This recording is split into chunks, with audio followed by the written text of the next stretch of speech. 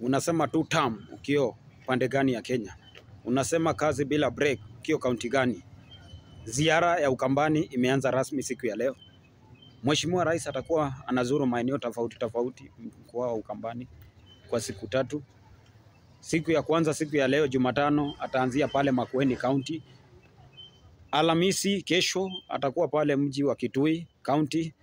Ijumaa ambayo ni siku ya mwisho atakuwa anazuru maeneo ya Machakos. Watu ya Ukambani Mwayaseo Inge umeona kazi ambayo Mheshimiwa Rais siku ya leo pale mji wa Makueni ameanza kwa kufanya. Ile barabara ya Imali imefunguliwa. Watu ya Ukambani imekuwa na shida ya barabara sana. Ukiona kazi kama hiyo imefanyika unasema 10 bila break. Tukaelekea pale ile bridge ya Mikuyuni.